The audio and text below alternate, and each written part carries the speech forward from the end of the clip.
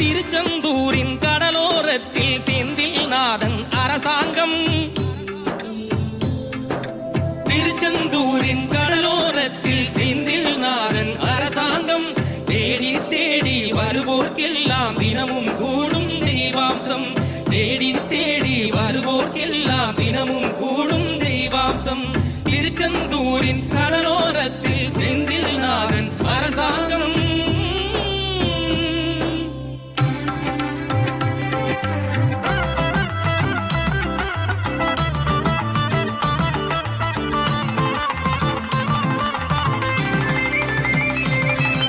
கோவிலின் அருகினில் கூடிய கூட்டங்கள் தலையா கடலலையா.